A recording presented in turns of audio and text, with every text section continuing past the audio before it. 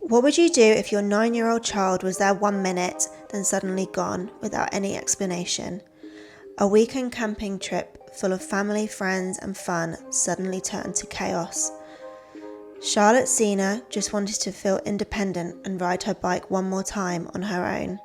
Nobody knew that in the shadows somebody was watching her, ready to grab her. Every parent's nightmare came true, but did one small mistake unravel the kidnapper's plan?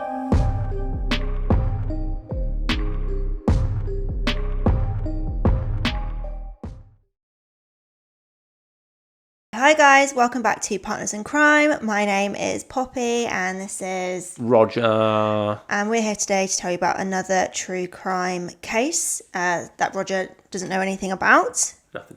And if you've noticed, we've got a little cutesy Halloween thing going on that we do. last minute Chucked up there. put together. So this is a bit of a different case today, which you'll find out as we go. It's not very Halloweeny though.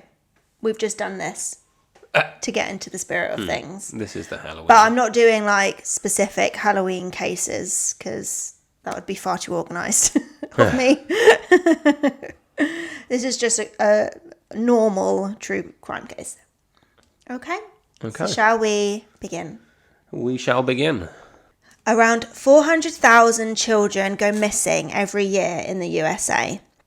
According to NCMEC, which is the National Centre for Missing and Exploited Children, the majority of children that go missing have run away from home, and the second most common are family member abductions. Surprisingly, the least common of missing cases is done by a stranger or a non-family member, is how it's worded. These cases are considered rare. Only around 1% of cases are by strangers, and this is in America, the statistics. Yeah.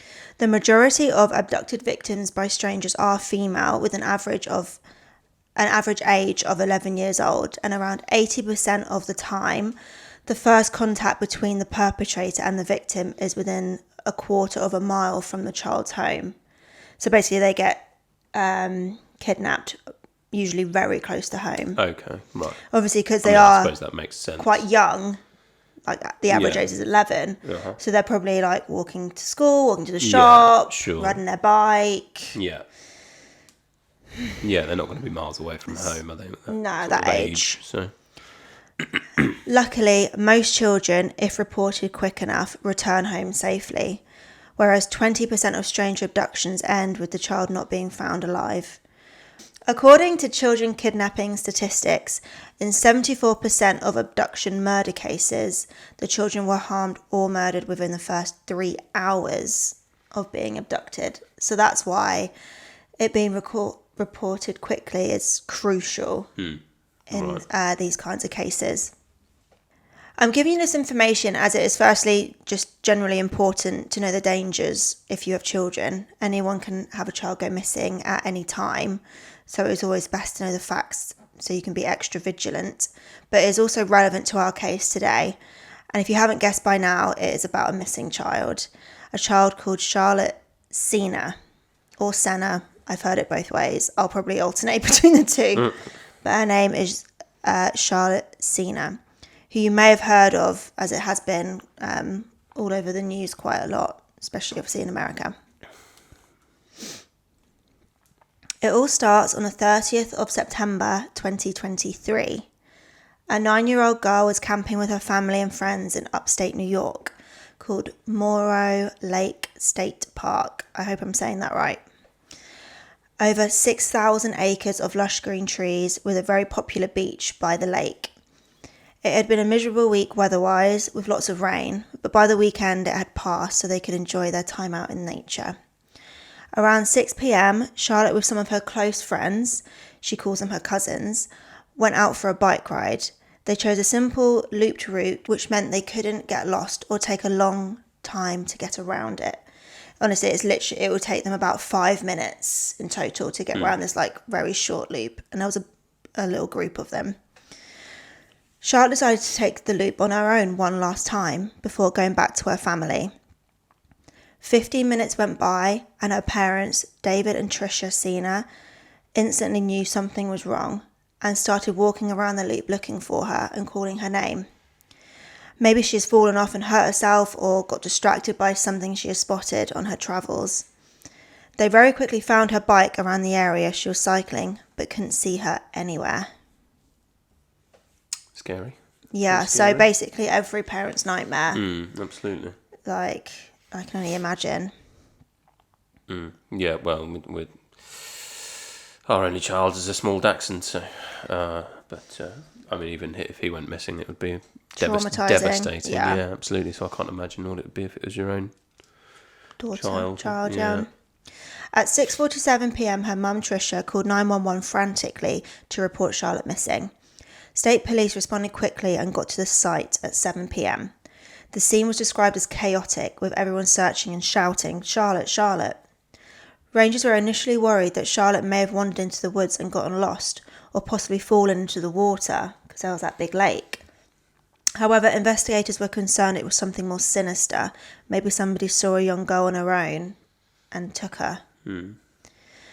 There was around 100 people initially looking for Charlotte, comprising of state troopers, special ops, forest rangers, park police and civilian volunteers soon converged at the scene. Officials told the search party Charlotte was last seen wearing an orange tie-dyed Pokemon shirt, dark blue trousers, black Crocs and a grey bike helmet. She is white with blonde hair, about 5'1" tall, with green eyes. The search continued into the night. Even as the police began to empty the park, they inspected every car as they left. They rolled down windows and opened trunks, etc., but they still didn't find Charlotte. By Sunday morning, state police knew they would need to issue an Amber Alert. An Amber Alert is set when law enforcement has determined a child has been abducted and is in danger. The alert is sent to every member of the public within that state to their phone or other digital devices, and also via social media. We'll show some examples of like what they look like if you've never seen one, because do we do that in the UK? Not I'm aware I've of. never ever received one, so I doubt that very much. They just give a few details on who is missing, what they look like, and any additional information such as a description of a car or a suspect to look out for. New York State Police said that authorities waited to send the alert because they first needed to exhaust all search efforts within the park. But I believe that they sent it kind of as soon as they could. Really. I don't think they could have issued that any sooner. And she'd only gone missing the previous evening. Right. But every minute counts, really. So I guess that's why they said that. New York State Police held a press conference outside the entrance of the park to fill in the public with what is going on. Governor Hochul, I'm not sure if I'm saying that right, begins the press conference. And we'll play the clip. What am I playing it to? 911. The scene was chaotic. People leaving their food, leaving their tables, just everyone in search, calling the name Charlotte. Charlotte. By 7 p.m., the state police were on site. And for the last 18 plus hours, teams from the New York State Police, dogs, aviation, our bloodhounds are here. The sword operators, our special response teams are on site. New York State Park Police, forest rangers, underwater rescue teams, and drones. We brought in technology experts also to analyze other forms of communications in the park at that time. A command post has been established at the state park right behind us, and additional search teams were deployed this morning. Right now there's over 100 personnel deployed, 75 law enforcement on the ground, the 2 drones, an airboat search team, 6 underwater rescue teams, another boat that has sonar. We also have the Schenectady Fire Office here assisting with the search, given that Charlotte is the niece of one of the members of the Schenectady Fire Department. We are leaving no stone, no branch, no table, no cabin unturned, untouched, unexamined in our search to find Charlotte. We'll keep the members of the public updated.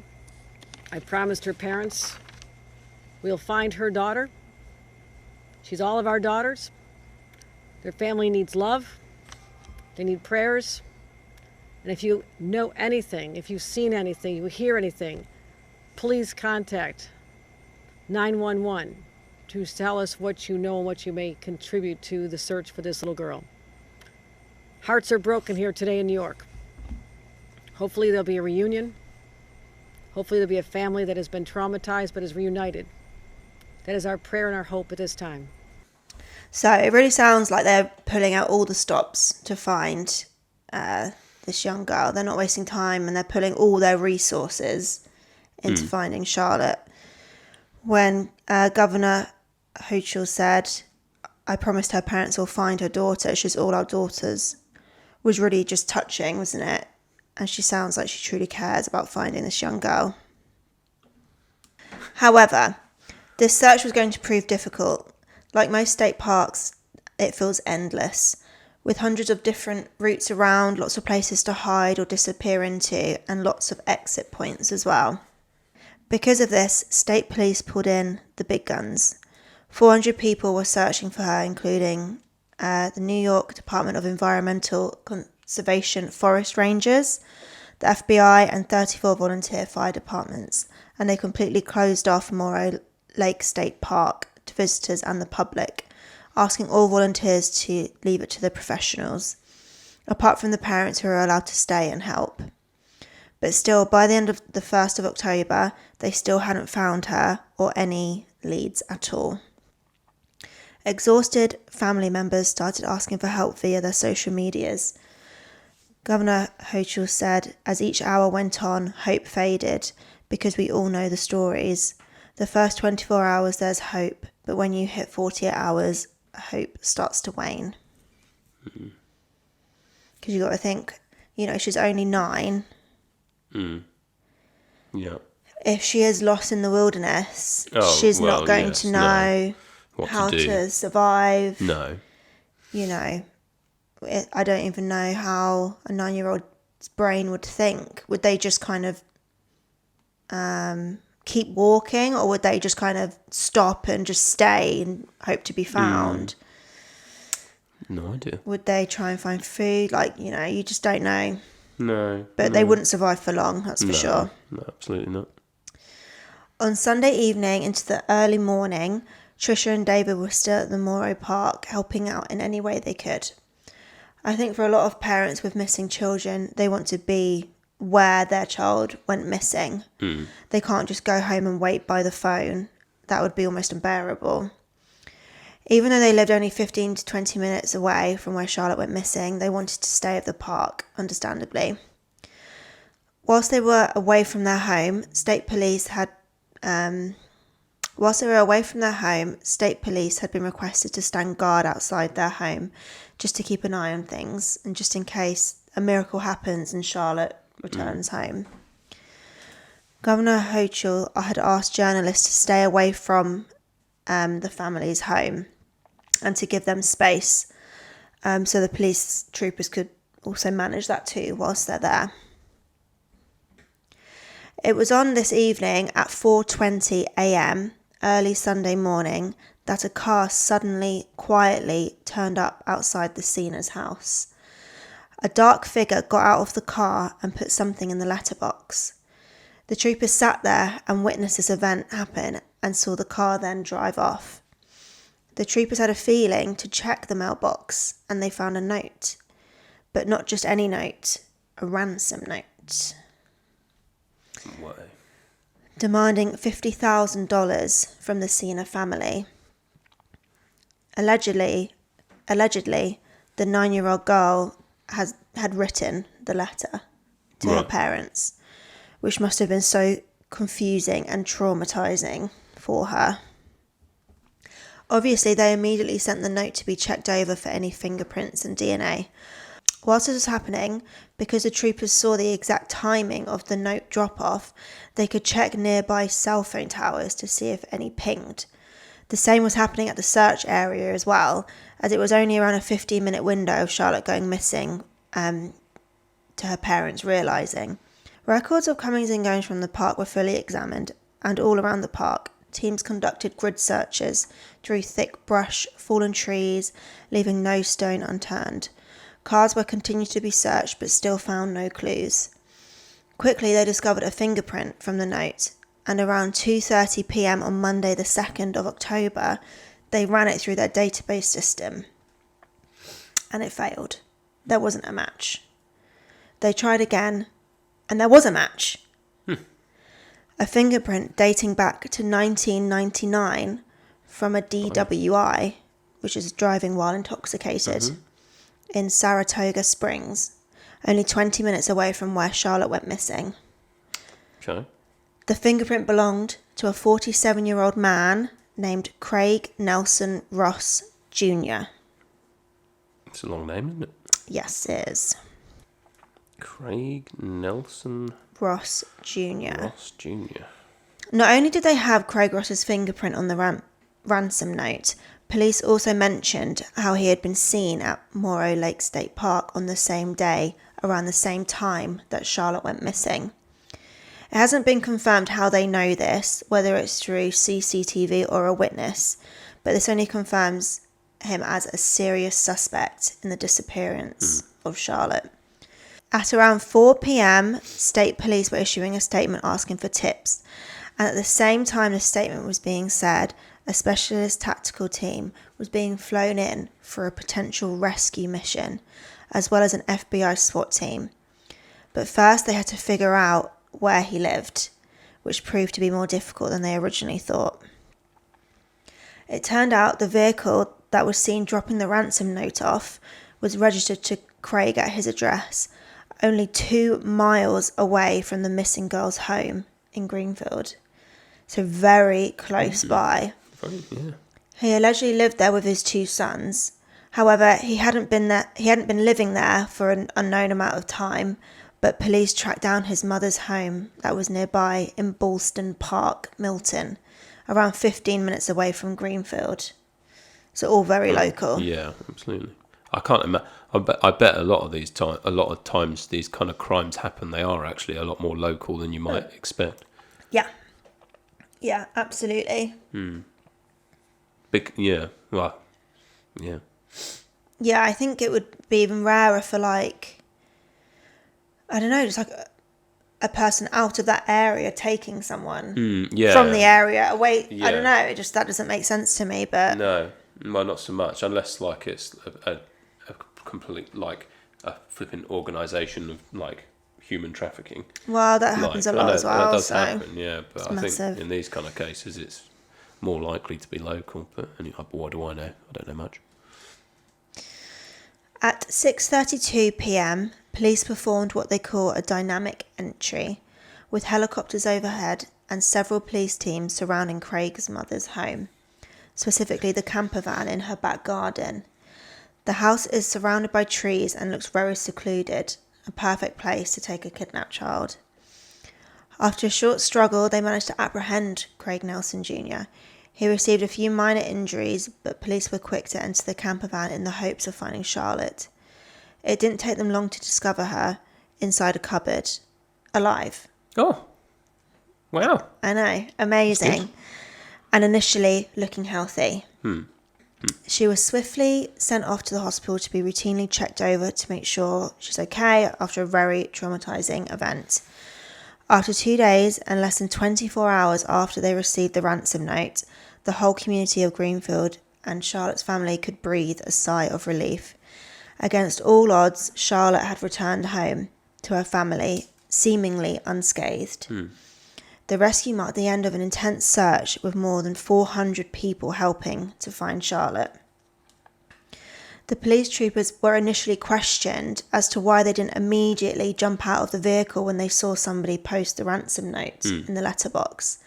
They were criticised for not arresting Craig there and then. However, the troopers explained that they had a slow trickle of well-wishers show up to the house at all hours, so they just assumed he was another well-wisher. But something in their guts told them to double-check what he left behind. Right. So that's just why they didn't immediately jump out to arrest him.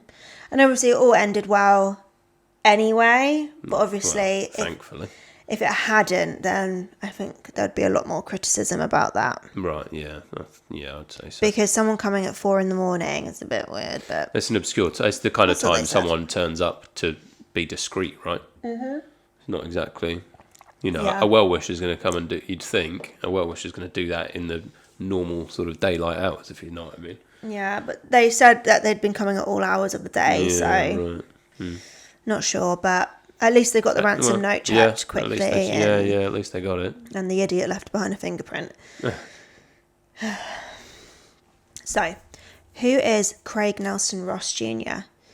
I couldn't find too much about him. We already know he lived very, very close to the Sena's home, but moved over to his mother's property because he had actually been diagnosed with multiple sclerosis and it was getting much worse.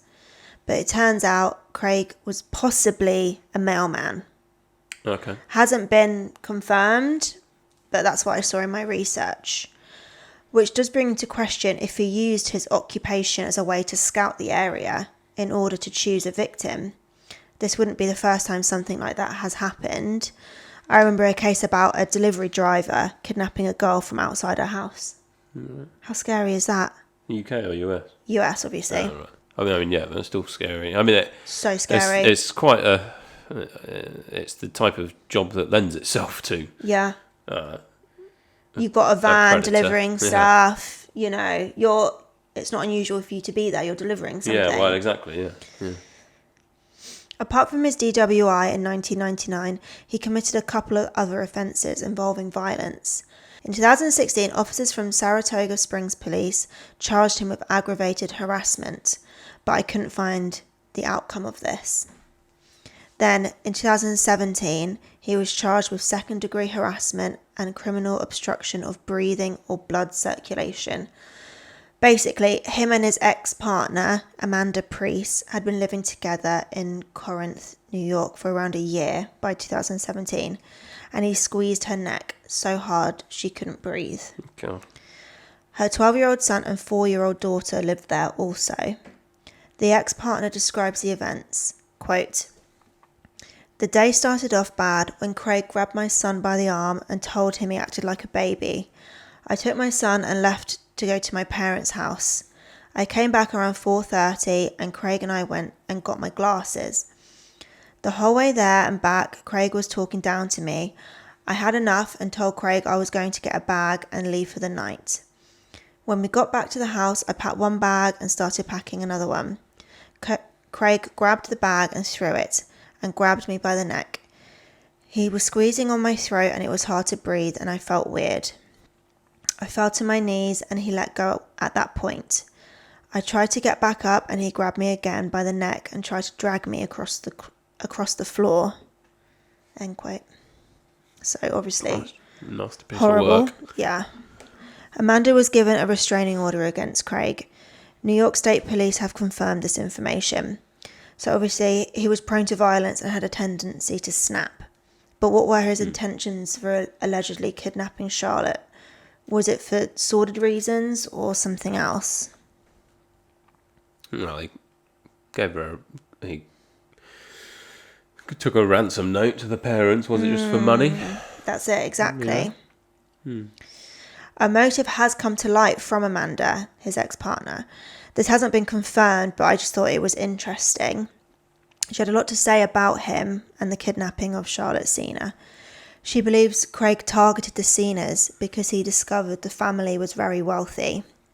This is because in 1998, Charlotte's grandfather, Patrick Sena, sued the town, Greenfield, because of an injury he endured with lifelong effects. He in total sued them for $2.2 million. Patrick was sledding with his son, Charlotte's father, who was only 7 at the time, when they hit a bump in the ground and he went flying, breaking his pelvis and fractured his spine. So really bad. Nasty. He also sued the manufacturer of the sled, the surgeon who treated him for his injuries, and Albany Medical Center as part of the same lawsuit. Wow. Yeah, so he went all in. The Americans do like to sue. Apparently, That's what I've been told. And all of this was common knowledge within the area Yeah. that he was suing, and he won, and he got the money. Right. Amanda says Charlotte's grandfather sued the town of Greenfield years ago, and people around Saratoga are aware of this, and that's why he held her ransom. He was hoping to get some of the money because he's struggling financially. That kind of money would set him up for around 4 or 5 years. He's never wanted to work. He's always wanted to find people to mooch off of, whether it be girlfriends or making his mother feel bad because his MS is so bad. So could the money be the motive here? It must be, because he did leave a ransom note, and people do crazy things for money. Yeah, absolutely. But he was only asking for $50,000. You kind of would have thought he'd ask for more, but... Well, I think if you ask for too much, you're not going to get it. True. You know, if you ask for something reasonable, like to them, you know, their child's priceless to them, isn't it? You know, Yeah, of course. At the end of the day, but you know, if you do have money, $50,000 isn't really. Suppose that, yeah, suppose you are probably right. And to him, that, like, it's a lot. a man said that, to someone with nothing, that's loads of money. That's like you say, I could have set him up for 3 or 4 years, or whatever, or 4 or 5 years. But for people with money, it's no. Yeah. It's nothing, so. Oh, obviously, just to reiterate everything, she's saying everything very definitely, as if like she knows for sure. But it is all alleged what she's saying. It's sure. all her opinion. Yeah. Amanda described Craig as evil, and that even his own children thought he was a monster. She blamed police in Saratoga for allowing Ross to feel like he was invincible in the years running up to Charlotte's abduction. Ross? That's his surname. Oh, okay. For allowing Craig to feel like he was invincible in the years running up to Charlotte's abduction. It's been alleged he moved into the trailer because of his bad MS, but Amanda thinks this could be a ruse to set him up with a place to keep the schoolgirl after he abducted her. The neighbours confirmed he covered the windows with tarp. Amanda goes on to say, quote, he had been following her family. He knew where they lived. He watched her until she went around one last time and scooped her up. I feel he definitely had this pre-planned. He put up tarp over the windows a few months prior, so I feel like he had been planning it for a while. He has the patience for messed up things like that. The man didn't work, so in all that time he's sitting there, drinking, he's thinking about his next moves. His mother could have seen through the window from her patio, so that's why he put up the tarp. You don't just take a child out of nowhere. He waited until she did one final loop on her own, so I think he was watching her for a while, end quote. And that's all from the ex? That's from the ex. Right. So again, obviously... It's not necessarily actually... It's her not opinion. The truth, but yeah. And I mean... I don't know... Obviously, they were together 2017, so 6 years ago. For around a year, I guess. Okay. Or if not a bit longer, they moved in a year. Yeah, for a year, and then it all went wrong. So, yeah, that's all her opinion. It's all alleged. But, I mean, to be honest, it doesn't sound... To be honest, it doesn't sound terribly... it doesn't sound like it's necessarily inaccurate, though. No, that's what I was going to say. Like, I do agree with the fact that the kidnapping must have been pre-planned. Yeah. And he probably set up the trailer ahead of time for when this did happen. You know, he knew exactly where they were and when. Yeah. So he must have been watching her and her family for like a period of time to kind of gauge to know what they're out, like what they're to know that they were away. They weren't even home. They were out camping at this the weekend. Yeah. Amanda believes she knows how he could have been in the same area as Charlotte. He has a daughter of a similar age, 11 years old, who he would take to play softball in the same area as Charlotte. So he would often take his children to... he would also take his children to Morrow Lake State Park to camp and swim, etc. Quote, to go to the campsite where they were at, to know where they lived, and to go to the park when they are there. He definitely had this planned. He's a type of person where he pre-plans and it can be months ahead of doing something. I think other people should know that he potentially met Charlotte while she was playing at the same field as his daughter. You never know who he might have come in contact with. End quote.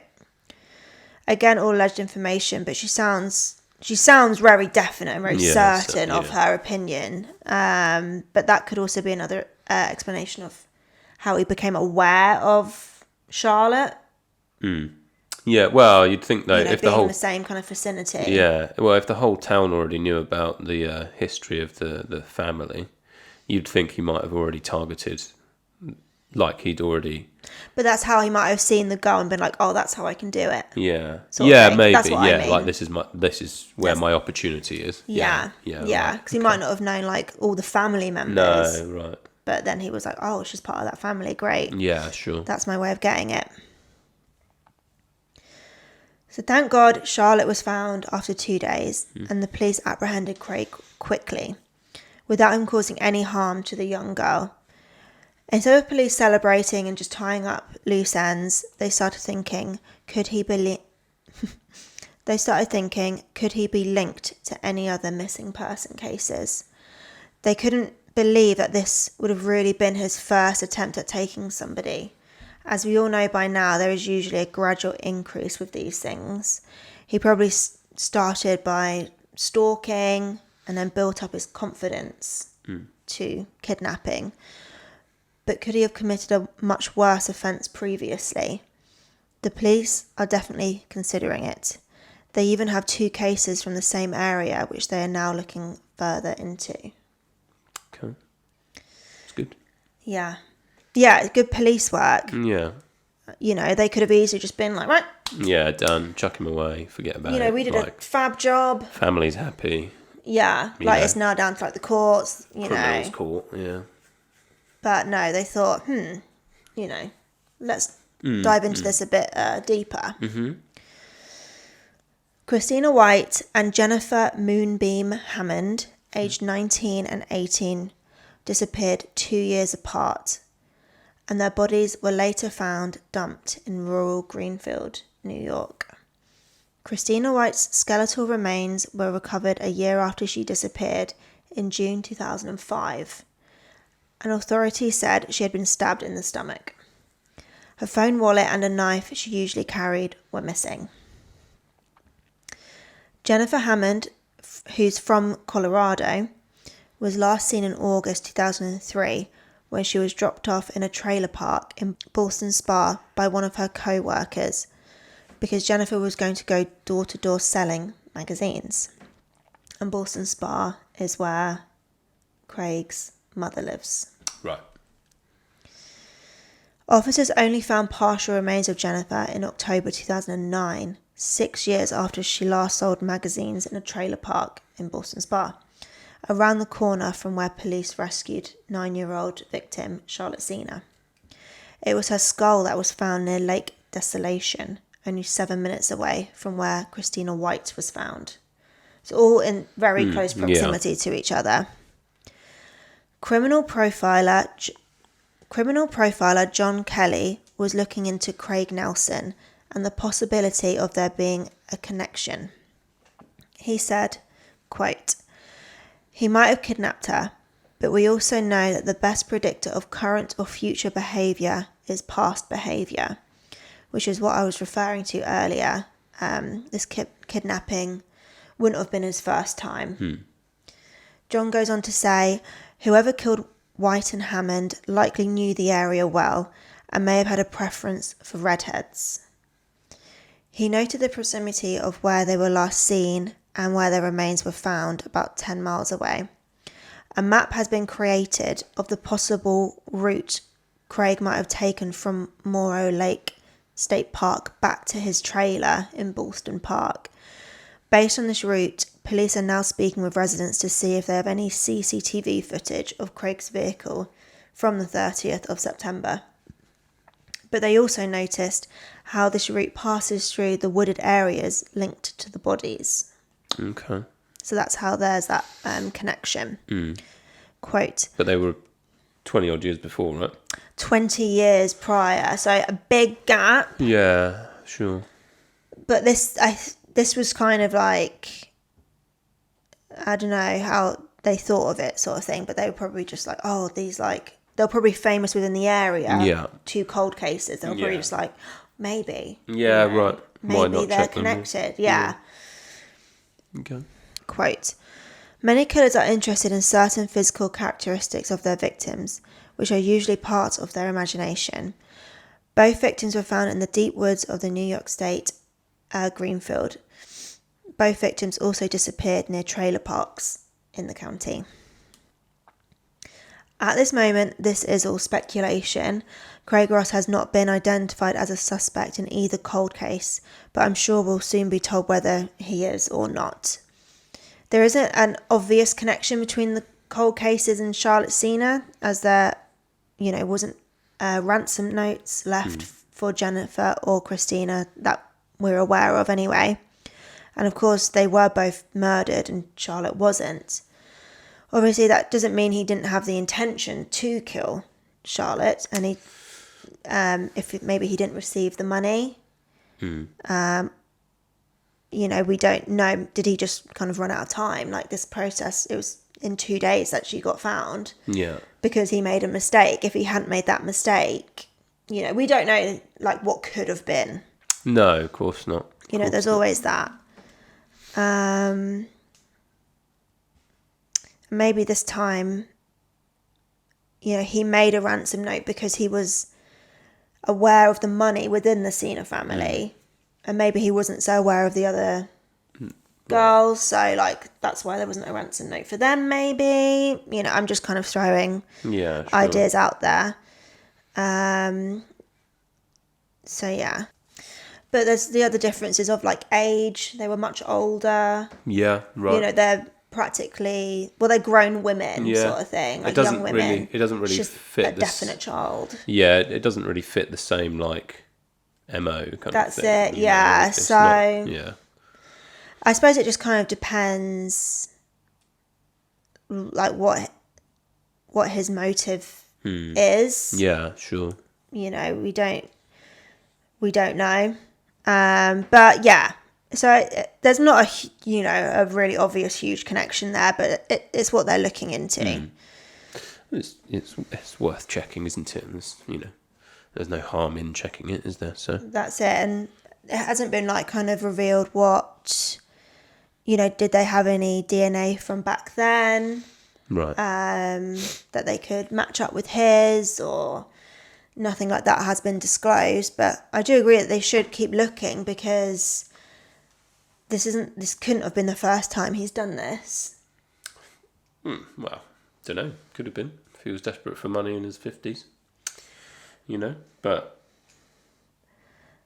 he would have been doing other things before this. He wouldn't have just gone from sitting at home all day to then just being like, I'm going to kidnap a child. Yeah, right. There would have been an increase in something, behaviours or whatever. Yeah, absolutely. But it seems obscure that that he would have murdered those two. I'm not really talking about them. I'm talking about other things. Oh, right. Well, yeah, true. Okay. I mean, yeah. He had a history of violence, from what you said, and obviously wasn't worried about doing some pretty stupid things, like getting a DWI. Another thing as well I just thought of is he's got MS. Yeah. And obviously I don't know when that was diagnosed, but maybe, for example, maybe he could have killed those girls. Right. Pre-diagnosing, getting really bad health-wise. And because it's progressed really badly and his health's deteriorated a lot. Maybe he can't, necessarily kidnap and kill older women, because they'd fight back, and he might not have the strength to be able to do that. I suppose there's something as well. Something in that. Yeah. That seems like a reasonable explanation. If the drive to kill is that much, I don't know. Can they kind of change their MO to what's easier for them? I don't know. I don't know how it works as a murderer. I don't know. No, but I think it's just a bit. And he can't work because of his MS, so he got the ransom note for the money because he needs the money. Would he have just killed her anyway? Don't know. It's hard to say. Well, you just don't know, do you? But yeah, I mean, I would assume once people get the ransom money, then well, you either kill whoever it is or you let them go. That's the only two options. I wonder what the statistics of that are. Yeah, Interesting to hear. Obviously, if you I think a lot of the time now, people don't give up the ransom money. They're like, police say, like, don't do it. Yeah. Well, I guess because your options really are that, even if you do give up the ransom money, they might still kill your child. Yeah, the ball is completely in their park, isn't it? Yeah. So, yeah. But obviously, like you said, it does have a criminal past, but not a massive criminal past. No, just a bit gross and abusive and... Yeah. And that doesn't mean killer or kidnapper. No. But also, there's serial killers that didn't have a mark on their criminal file at all. Yeah. And they just, the head of a church or something. It's just like, oh my Lord. And they're like serial killers. So that doesn't mean anything. No, I guess not completely, no. So, but more will come out as we go. He's currently in the Saratoga County Correctional Facility at the moment. He is being held without bail. His next hearing is in November, I believe around the 27th. So I'm sure we'll hear more then. And I think that's when he's giving his plea. Okay. Yeah. Which I assume he'll say... I'd assume he would say guilty. You'd hope guilty just to get it over and done with. I mean, if the child was found in his trailer and he was in the house or whatever and all that kind of crap, there's no way out. People still say not guilty. They always have this glimmer of hope, like, or they will like plead insanity, or I don't know, just a bunch of rubbish. I couldn't. From what you've told me, I can't see any way out for him in that respect. So. Hopefully he gets put... Well, he's being held for first-degree kidnapping, which is a felony. Yeah.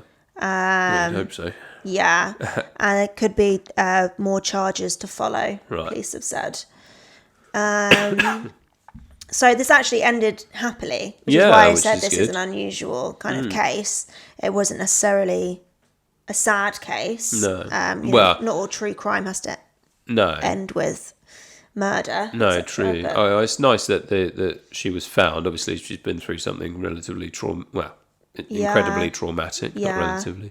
So there's still that, there's still impact on life. Yeah. But hopefully they can, the family and the girl can recover from it. Yeah, I mean, they haven't disclosed it, but they've said like how she seems healthy and stuff like that. Yeah. So I'm assuming no kind of sexual act happened at all. I think it really was just... I've got your kid, give me some money.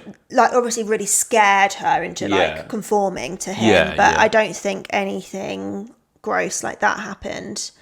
But that hasn't been confirmed. No. Okay. So it would just be kind of like the trauma of obviously being kidnapped. Not that makes it any better, but I'm just saying. But yeah, Charlotte has returned home to her parents and her two sisters, and after a GoFundMe was set up, they now have some funds to aid with her mental recovery, as I'm sure she'll probably need some counselling to just get through the trauma. But hopefully, she's happy, she feels safe, and will recover very soon. But I'm sure she's, not going to want to go on a bike ride anytime soon or anything like that. I don't think her parents will let her. No. Be on reins, I think, for the next few years. Absolutely. That's for sure. And Charlotte's aunt and uncle released a statement on behalf of the family. Quote, "We are thrilled that she is home and we understand that the outcome is not what every family gets. A huge thank you to the FBI, the New York State Police, all of the agencies that were mobilised, all of the families, friends and community, neighbours and hundreds of volunteers who supported us and worked tirelessly to bring Charlotte home." So that's kind of the case really. Not a long one or a big one, but at least she's home. Yeah. So that's good. Absolutely. And it's not a depressing one No. for once. No, not so much. No. It's good. Yeah, so that's everything then for today. Wow. A nice quick Felt like we one. really blasted through that one, but we've got. I mean, that's still an hour. Still, still a decent length of time. So yeah, we hope you enjoyed. Remember to like and subscribe, and we'll see you guys very soon. Bye. Thank you. Bye.